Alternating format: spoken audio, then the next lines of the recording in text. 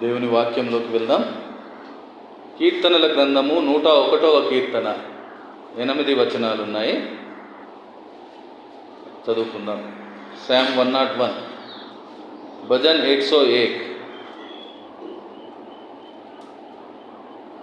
నేను కృపను గూర్చియు న్యాయమును గూర్చియు పాడెదను, యెహోవా నిన్ను కీర్తించెదను.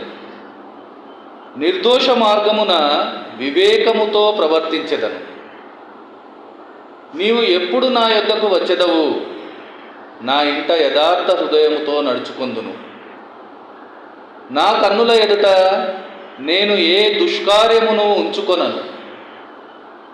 భక్తి మార్గము తొలగిన వారి క్రియలు నాకు అసహ్యములు, అవి నాకు అంటనీయను. మూర్ఖ చిత్తుడు నా యొద్ద నుండి తొలగిపోవలెను, దౌష్ట్యమును నేను అనుసరింపను. తమ పొరుగు వారిని చాటున దూషించు వారిని నేను సంవరించెదను. అహంకార దృష్టి గల వారిని, గర్వించిన హృదయం గలవారిని నేను సహింపను. నా యొద్ద నివసించినట్లు దేశంలో నమ్మకస్తులైన వారిని నేను కనిపెట్టుచున్నాను. నిర్దోష మార్గమందు నడుచువారు నాకు పరిచారకులగుదురు. మోసము చేయువాడు నా ఇంట నివసింపరాదు. అబద్ధములాడువాడు నా కన్నుల ఎదుట నిలువడు.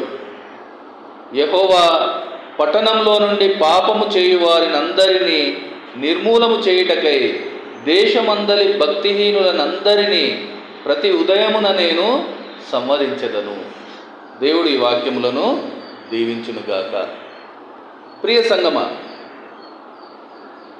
ఈరోజు దేవుణ్ణి స్తుతించడానికి, ఆయనను ఆరాధించడానికి, ఆయన సన్నిధిలో, ఆయన మందిరంలో మనము చేరి ఉన్నాం. ప్రార్థన చేసుకున్నాం, పాటలు పాడి ఉన్నాం, వాక్యం వినేవారిగా ఉంటూ ఉన్నాం, ఆరాధన చేసేవారిగా ఉన్నాము, బలలో చేయి వేస్తూ ఉన్నాం, ఆశీర్వాదాల కొరకు వేడుకుంటూ ఉన్నాం. ఈరోజే కాదు, దేవుణ్ణి ఎరిగి నమ్మి బాప్తిజం తీసుకొని ఆయన మార్గంలోకి వచ్చిన నాటి నుంచి ఈ పని మనము చేసేవారిగా ఉంటూ ఉన్నాం. ఈరోజు కూడా అదే సిద్ధపాటుతో ఇక్కడ చేరి ఉన్నాం. ఎంతో సంతోషం. కానీ ఈరోజు మనము ఒక ఆలోచనతో ఈ ధ్యానాన్ని మొదలు పెట్టడానికి ఇష్టపడదాం. ఇదేనా దేవుడు కోరుకునేది? ఇంతేనా మనం చేయగలిగింది, మనం చేయవలసింది? ఈ ప్రశ్నతో ఈరోజు మనము వాక్య ధ్యానాన్ని చేయడానికి ఇష్టపడదాం. బహుశా చాలామంది ఇంతే కదా, ఆదివారం ఆరాధన క్రమం ఇదైతే మేము సంపూర్ణంగా చేస్తూ ఉన్నామని అనుకోవచ్చు. బహుశా అందులో మనం కూడా ఉండవచ్చు. కానీ దేవుడు కోరుకునేది ఇది మాత్రమే కాదు, ఇంకా ఏదో ఆయన కోరుకుంటూ ఉన్నారు మన నుంచి.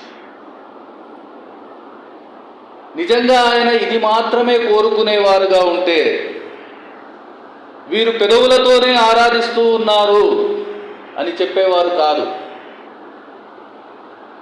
ఆ పెదవుల ఆరాధనతో ఆయన సంతృప్తి పడేవారు.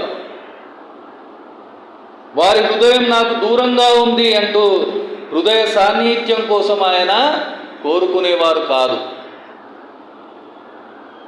ఆయన హృదయ సాన్నిహిత్యాన్ని కోరేవారిగా ఉంటూ ఉన్నారు. అంటే మనకు స్పష్టమవుతుంది, ఇంకా మనము చేయవలసింది ఉంది, ఇంతటితో సరిపోదు. అది ఏమిటనేది మనము అర్థం చేద్దాం. ఇక్కడ ఒక మాటను మనము దేవుని వాక్యం ద్వారా చూడడానికి ఇష్టపడదాం. కీర్తనల గ్రంథము 119, 112వ వచనం. సామ్ 119, 112, భజన్ 119, 112 వచనం. నీ కట్టడలను గైకొనుటకు నా హృదయమును నేను లోబరుచుకొని ఉన్నాను. ఇది తుద వరకు నిలుచు నిత్య నిర్ణయము. ఇక్కడ కీర్తనకారుడు దేవుని కట్టడలను, ఆయన ఆజ్ఞలను స్వీకరించి వాటికి అనుగుణంగా తన జీవితాన్ని సరిచేసుకొనుటకు తన హృదయాన్ని ఆయనకు అనుకూలంగా మార్చుకొని తన జీవితాంతం వరకు ఆ రకంగా తన జీవితాన్ని కొనసాగించుటకు వీలుగా ఒక నిర్ణయం తీసుకునే స్థితిని మనం చూస్తూ ఉన్నాం. ఈ నిర్ణయం గురించి రాయబడిన మాటను మనం గమనిస్తే అది ఎటువంటి నిర్ణయం అంటే నిత్య నిర్ణయము అని రాయబడి ఉంది అక్కడ. అంటే ఇందులో ఏ మార్పు ఉండదు. ఒక్కసారి నిర్ణయం తీసుకున్నామంటే ఇంకా అది విడిచిపెట్టేది లేదు, మార్చేది లేదు. దానిని పాటించడమే, దానిని కొనసాగించడమే. ఎందుకంటే ఈరోజు మన ఆత్మీయ జీవితాలలో అనేక నిర్ణయాలు తీసుకునే వారిగా ఉంటూ ఉన్నాం. ఆ నిర్ణయాలను మార్చుకునే వారిగా కూడా ఉంటూ ఉన్నాం. దేవుడు ఆ పరిస్థితిని గమనిస్తూ ఉన్నాడు. అందుకనే ఈరోజు ఆ నిత్య నిర్ణయం తీసుకోవలసిన అవసరాన్ని చూపిస్తూ ఉన్నాడు. నిత్య నిర్ణయం అంటే ఒక మార్పు లేని నిర్ణయం. దానినే మనం తీర్మానం అని చెప్పుకోవచ్చు. ఆ తీర్మానం గురించి దేవుడు ఈరోజు మనతో మాట్లాడుతూ ఉన్నారు. మనం మన ఆత్మీయ జీవితంలో తీసుకోవలసిన తీర్మానములు ఇంకా మనము మిగిలిపోయే ఉన్నవి.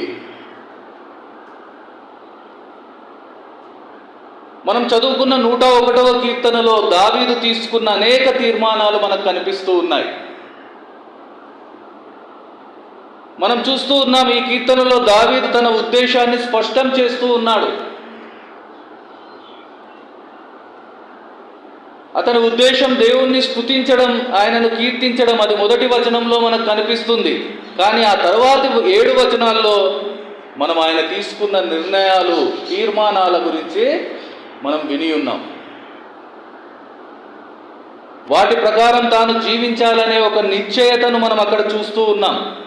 అదే తన తీర్మానంగా, ఆ తీర్మానాల ద్వారా దేవుణ్ణి స్తుతించేవానిగా ఈరోజు కీర్తనాకారుడు మన ముందు నిలబడి ఉన్నారు.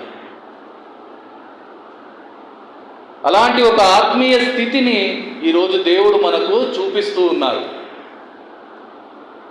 దేవుడు ఈరోజు మన నుంచి కూడా అలాంటి స్థితిని ఆశిస్తూ ఉన్నారు.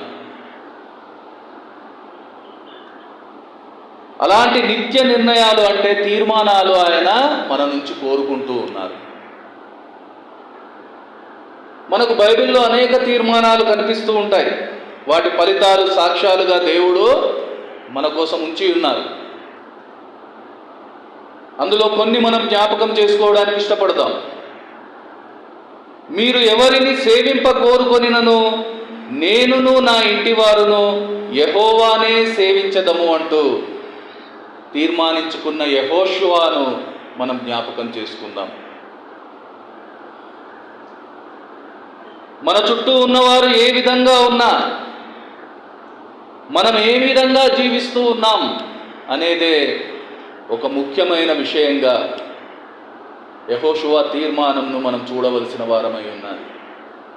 మీరెవరినైనా సేవించండి, నేను నా కుటుంబం యెహోవాను సేవిస్తాము అనే ఆయన తీసుకున్న నిర్ణయం ఒక గొప్ప ఆశీర్వాదంలోకి ఆయనను నడిపించింది. పాలు తేనెలు ప్రవహించు వాగ్దాన దేశంలో ప్రవేశించేలా చేసిన విషయం మనకు తెలిసిందే.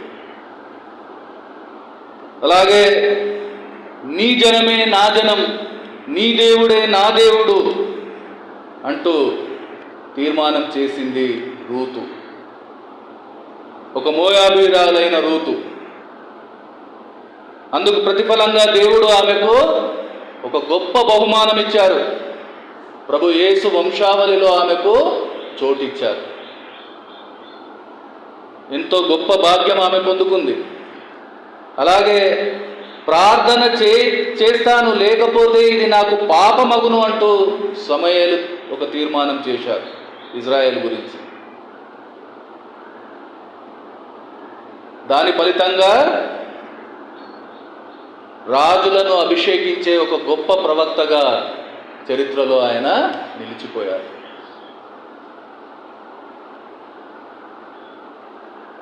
ఎస్తేరు ఒక తీర్మానం చేసుకుంది. హమాను ద్వారా యూదా వంశము నాశనమయ్యే పరిస్థితి వచ్చినప్పుడు నేను నా పనికత్తెలు ఉపవాసముందుము అంటూ తీర్మానించుకొని ప్రార్థన ద్వారా యూదులందరినీ కాపాడుకున్న ఎస్తేరు, దాని ఫలితంగా ఈరోజు ఆమె పేరిట ఒక గ్రంథాన్ని దేవుడు ఇక్కడ ఉంచిన పరిస్థితి. అలాగే నన్ను వెంబడించండి అన్న ఒక్క మాటతో ప్రభు యేసుని అన్నీ విడిచి వెంబడించడానికి తీర్మానం చేసుకున్న శిష్యులు, చేపలు పట్టేవారు, మనుషులు పట్టే జాలరుగా, అపోస్తలులుగా, ఈ లోకాన్ని తలక్రిందులు చేసిన విశ్వాస వీరులుగా, ప్రభు యేసు కోసం ప్రాణాలను అర్పించిన హతసాక్షులుగా, చరిత్రలో నిలిచిపోయిన సాక్ష్యాలుగా, దేవునికి మహిమకరంగా జీవించిన జీవితాలుగా ఈరోజు మన ముందు ఉన్నాయి. ఇలా ఎన్నో తీర్మానాలు, వాటి వల్ల పొందిన ఆధిక్యతలు, ఆశీర్వాదాలు మన అనుభవంలో ఉన్నాయి. అందుకనే ఆ తీర్మానాల గురించి దేవుడు ఈరోజు మాట్లాడుతూ ఉన్నారు. మనం చేయవలసింది ఇంకా ఉంది, ఆ తీర్మానాలు చేయవలసిన అవసరం ఉంది. ఈ సమయంలో మనం చదువుకున్న కీర్తనలో దావీదు ఏమేమి తీర్మానాలు తీసుకున్నాడు ఒక్కొక్కటిగా చూడడానికి ఇష్టపడదాం. మొదటగా మనం చూస్తే, నిర్దోష మార్గమున వివేకముతో ప్రవర్తించెదను, నీవెప్పుడు నా యొద్దకు వచ్చెదవు, నా ఇంట యథార్థ హృదయంతో నడుచుకుందును. తన ప్రవర్తన విషయంలో నిర్దోషంగా ఉండేందుకు అతడు నిశ్చయించుకున్నాడు. మనకు తెలుసు, ప్రవర్తన అంటే మన చూపు, మన మాట, మన ఆలోచన, మన క్రియ, ఇవన్నీ కలిసిన మన ప్రవర్తన.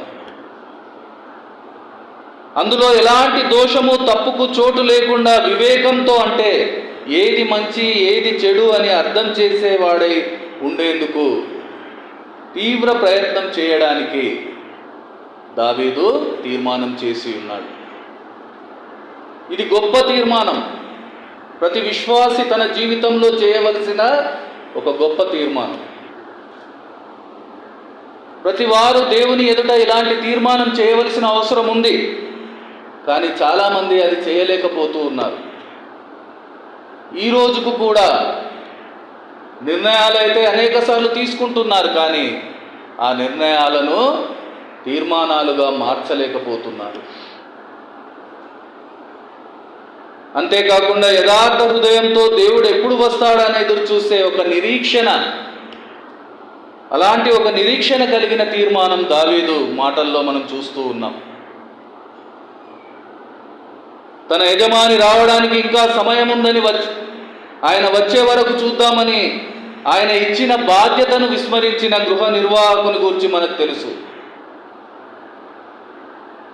అలా కాకుండా ఆయన ఎప్పుడు వచ్చినా ఆయన ఇచ్చిన బాధ్యత నెరవేర్చే ఉద్దేశంతో బలా మంచి దాసుడా అని పిలిపించుకున్న దాసుడు మనకు తెలుసు. ఈరోజు మనం ఈ రెండు పరిస్థితులను అర్థం చేయవలసిన వారమై ఉన్నాం. ఎందుకంటే దేవుడు ఆ బాధ్యత మనకిచ్చి ఉన్నారు. ఆయన రానై ఉన్నారు. ఆయన వచ్చే వరకు చూసుకుందాంలే అనే గృహ నిర్వాహకునిలా మనం ఈరోజు ఉంటున్నామా? ఆయన ఇచ్చిన బాధ్యతను పూర్తి చేసి బలా మంచి దాసుడా అని తీర్మానం చేసుకునేవారిగా మనం ఉంటున్నామా? అనిపించుకునే తీర్మానం చేసేవారిగా మనం ఉంటున్నామా? ఇంకా మనం చూస్తే 3వ వచనంలో మనకు కనబడుతుంది, నా కన్నుల ఎదుట నేను ఏ దుష్కార్యమును ఉంచుకొనను, భక్తి మార్గము తొలగిన వారి క్రియలు నాకు అసహ్యములు, అవి నాకు అంటనీయను. ఇక్కడ తాను చెడుతనానికి దూరంగా ఉండాలని ఒక తీర్మానం చేసుకుంటూ ఉన్నాడు. అంతేకాదు, చెడ్డవారిని తన భవనంలో కానీ రాజ్య పాలనా వ్యవహారంలో కానీ పని చేయనివ్వకూడదని దావీదు తీర్మానించుకున్నట్టుగా మనం చూస్తూ ఉన్నాం. దేవునికి విశ్వాసపాత్రులైన వారినే, యథార్థ హృదయం గల వారినే ఎన్నుకున్నాడు.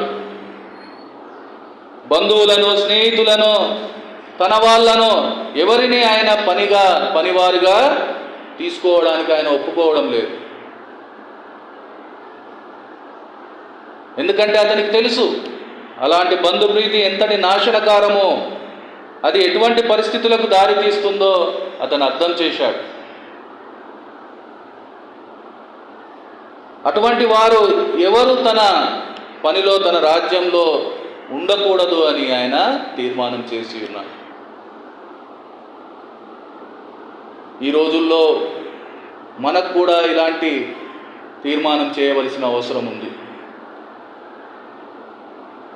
వ్యర్థమైన విషయాలు, చెడ్డ విషయాలు మన జీవితంలో నుంచి మనం తీసివేయవలసిన అవసరం ఉంది. అలాంటి వాటి గురించి ఆలోచన కూడా మనము చేయడానికి వీల్లేదు. ఎందుకంటే మనం దుష్టత్వాన్ని ముట్టుకుంటే అది మనకు అంటుకుపోతుంది. మోసపోకుడి, దుష్ట సాంగత్యం మంచి నడవడిని చెరుపును అని వాక్యం మనల్ని హెచ్చరిస్తుంది. ఈరోజు చెడుతనానికి, చెడ్డవారికి మనం దూరంగా ఉండవలసిన ఒక తీర్మానం మనం చేయవలసిన అవసరం ఉంది.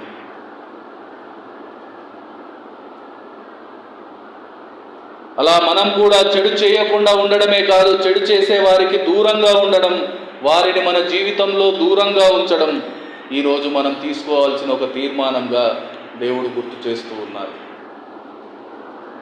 ఆ తర్వాత చూస్తే, మూర్ఖ చిత్తుడు నా యొద్ద నుండి తొలగిపోవలను, దౌష్ట్యమును నేను అనుసరింపను. మూర్ఖము అంటే కుటిలమైన ఆలోచన.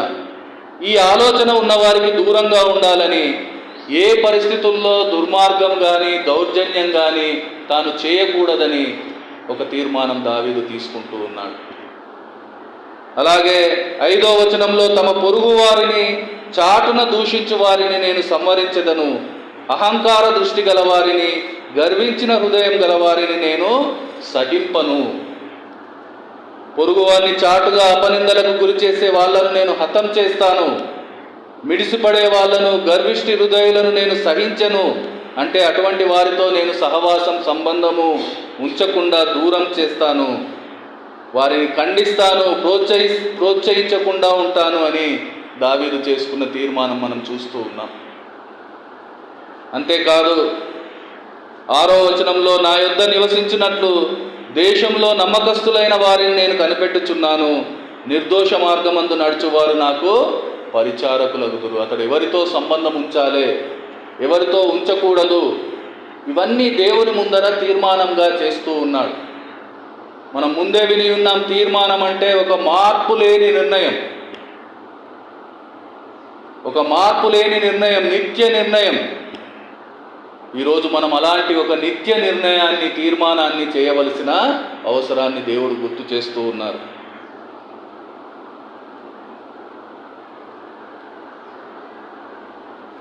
దావీదు చెబుతూ ఉన్నాడు, నమ్మకము యథార్థత లేని వారితో నేను సంబంధం ఉంచను. అది అతని తీర్మానంగా ఈరోజు చూపెడుతూ ఉన్నాడు. దేవుణ్ణి నమ్మని వాళ్ళతో, యథార్థంగా జీవించని వారితో నేను సంబంధం ఉంచను అనే చెప్పగలిగే ఒక ఆత్మీయత ఈరోజు మన జీవితాల్లో కనిపిస్తుందా?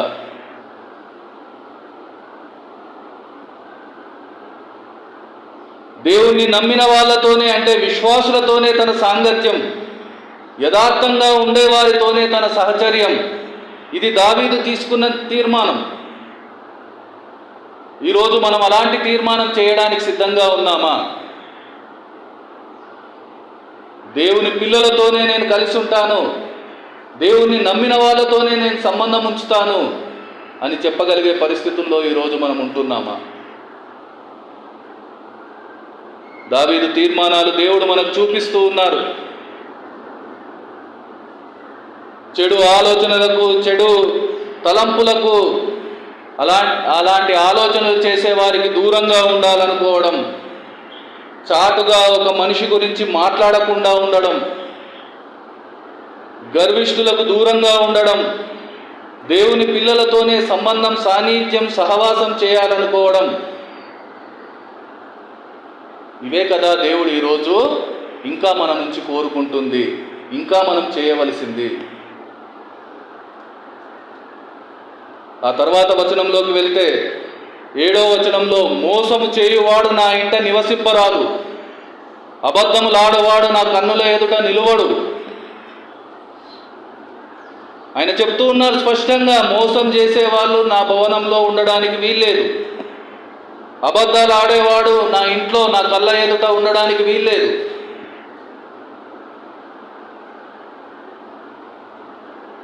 వీటికి నా జీవితంలో నేను చోటు ఇవ్వను. అవి పరిస్థితులు కానీ మనుషులు కానీ, అటువంటి వాటికి నేను నా జీవితంలో చోటు ఇవ్వను అని ఒక తీర్మానం దావీదు చేస్తూ ఉన్నాడు దేవుని ఎదుట. అలాగే యెహోవా పట్టణంలో నుండి పాపము చేయు వారినందరినీ నిర్మూలం చేయుటకై దేశమందలి భక్తిహీనులనందరినీ ప్రతి ఉదయమున నేను సంహరించెదను. ఆయన నిర్ణయం తీసుకుంటున్నాడు, నా జీవితంలో దేవుడు భక్తిహీనులు ఎవరు ఉండకుండా నేను వాళ్ళని దూరం చేస్తాను నా రాజ్యంలో. ఈరోజు మన ఆత్మీయ జీవితాలను ఒకసారి మనము పరిశీలించుకోవాల్సిన అవసరం ఉంది. ఈ తీర్మానాలు మనం చేయవలసిన అవసరం ఉంది. దేవుని శాసనాలకు విరుద్ధంగా పాపాలు చేసే వారికి శిక్ష విధించడం సంఘం పని కాదు, నిజమే.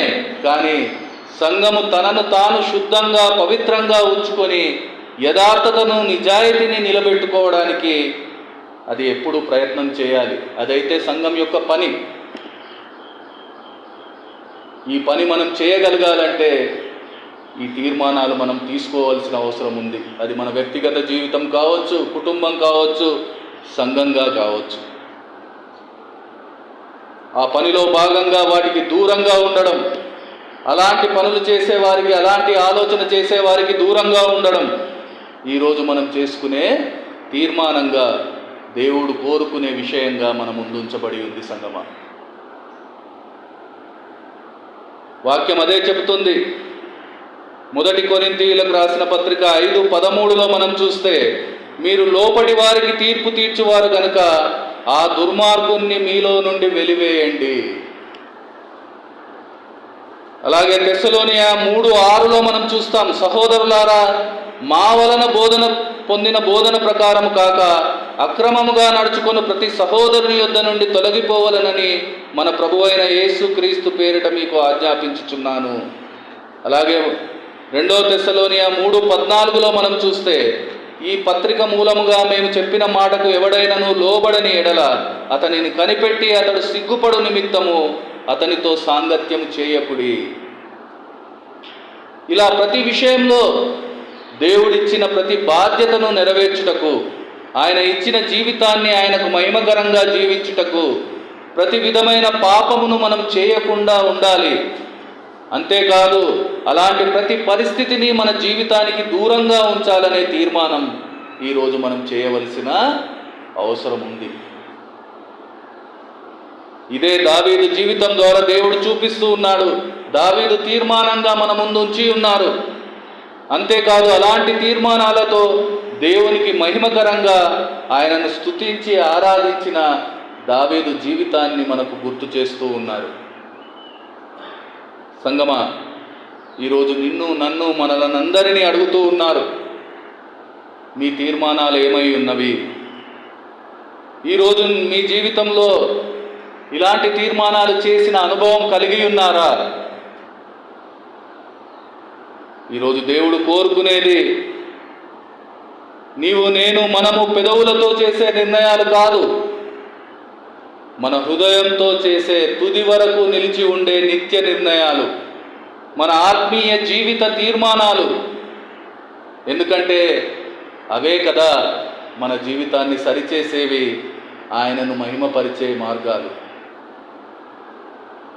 అవి మన జీవితంలో లేవంటే ఎలా ఆయనను ఆరాధిస్తాం? ఒకసారి ఆలోచన చేయవలసిన వారమై ఉన్నాం. ఆదివారం ఆరాధన క్రమం కొనసాగిస్తూ ఉన్నాం. చాలా సంతోషం, దేవునికి స్తోత్రం, హల్లెలూయా. కానీ ఇంకా మనం చేయవలసినది మిగిలి ఉంది. ఇలాంటి తీర్మానాలు మనం చేయవలసిన అవసరాన్ని దేవుడు ఈరోజు గుర్తు చేస్తూ ఉన్నారు. అలాంటి తీర్మానాలు చేయడానికి, ఆ తీర్మానాలతో ఆయనను మహిమపరచుటకు ఈరోజు మనము తీర్మానం చేసుకోవలసిన వారమై ఉన్నాం. ఆ రీతిగా ప్రార్థన చేసుకుందాం, ఆరాధన సిద్ధపడదాం.